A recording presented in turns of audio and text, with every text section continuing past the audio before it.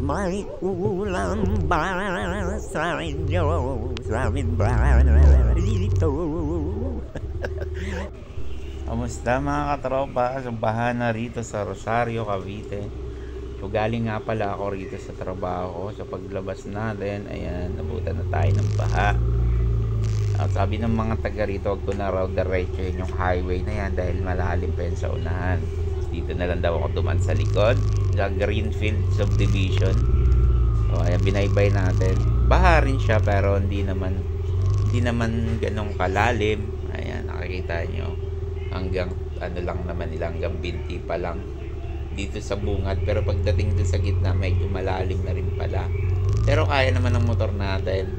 O ayan, stroll lang tayo sa baha hanggang makarating sa dulo. So dun lang naman daw ang medyo malalim yung bandang dulo, pero yun nga, makakanan na raw tayo kaya makakalusot. Tsaka di cambio naman to, so wag lang malulubog yung carb nito hanggang head, aandar pa rin to. So, yun yung kagandahan ng mga tikambyo. Kasi pag matik, maraming sisirain pag nilubog mo sa baha. Eto, ganun din naman, masisira rin naman pag nilubog mo sa baha at lalat napasukan ng tubig yung makina. Pero ito, wala namang chance mapasukan yung makina nito dahil wala namang mga naka bukas na mga breather. Silyado ang makina, so wag lang mapapasukan yung carburetor. Sa ganito kababaw, hindi pa naman papasukan yung carburetor nito. Ang sumasayad lang dito ay yung tambucho niya kasi mababa yung tambucho nitong ating pandigma. So dito sa part na to medyo palalim na, at yun nga sabi sa akin nung nagturo ng daan na to, kumana na raw ako pagdating dito sa simbahan. So ito na yan, sa simbahan hindi yan nagkakamali. Dapat pala kumaliwa na agad ako, pagkakanan ko kaliwa agad. So ang ginawa ko, dinerecho ko kasi nga kanan daw tapos ayun, sa kasamaang palad, tumirik tayo.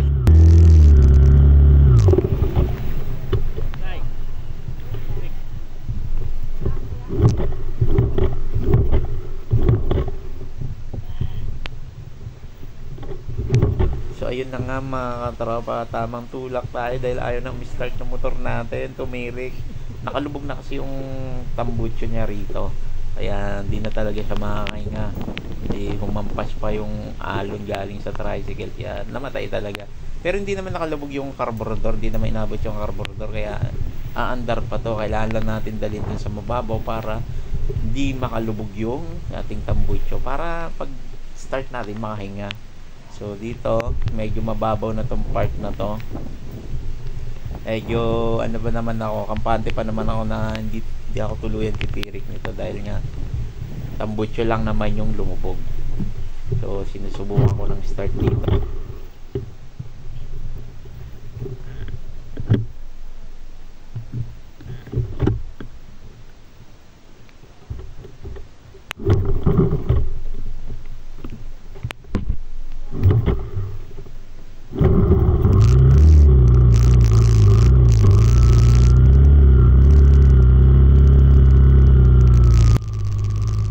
Mga katropa, nagtanong na ako kung tama pa ba yung dinadaanan natin kasi parang nag-aalangan na ako. So yun, mali nga. Dapat pala pagkakanang ko dun sa may simbahan, kumaliwa agad. So ayan, bumalik tayo.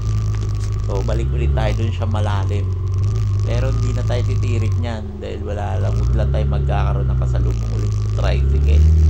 Ayan, ngayon sinundan na natin itong tricycle. Yung mas maganda pang sumunod kaysa sa mga kasalubong mo dahil nalulunod yung ating tambucho Ayan, nakikita nyo, lubog na yung kanyang tambucho.